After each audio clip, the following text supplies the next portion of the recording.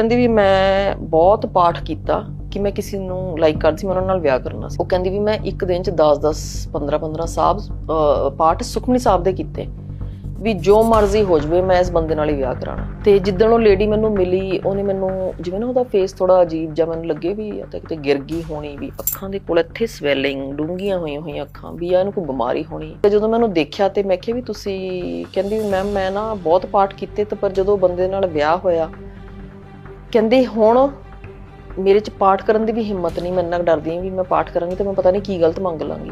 Out of ਦਾ ਵੇ ਜਾ ਕੇ ਮੰਗਿਆ। ਕਹਿੰਦੀ ਉਹ ਬੰਦਾ ਇੰਨੀ ਕੁ ਡਰਿੰਕ ਇੰਨੇ ਕੁ ਨਸ਼ੇ ਕਰਨ ਲੱਗ ਗਿਆ, ਉਹ ਮੈਨੂੰ ਇੰਨਾ ਕੁ ਕੁੱਟਦਾ ਨਾ, ਉਹਦੀਆਂ ਬਾਹਾਂ, ਉਹਦੀ ਬੈਕ, ਇੱਥੋਂ ਦੀ ਉਹਦਾ ਫੇਸ ਨੀਲ ਪਏ। ਹੁਣ ਅਸੀਂ ਪਾਠ ਕਰਕੇ ਜ਼ਿੱਦ ਕਰਕੇ ਪੇਰੈਂਟਸ ਤੋਂ ਅਸੀਂ ਮੰਗ ਲੈਂਦੇ ਆ, ਰੋਣ ਲੱਗ ਜਾਂਗੇ, ਬੱਚੇ ਥੱਲੇ ਲਿਟਣ ਲੱਗ ਜਾਣਗੇ ਵੀ ਸਾਨੂੰ ਤਾਂ ਚਾਹੀਦਾ ਹੀ ਆਹ ਖਿਲਾਉਣਾ। ਫਿਰ ਪੇਰੈਂਟਸ ਕਹਿਣਗੇ ਵੀ ਲੈ ਫਿਰ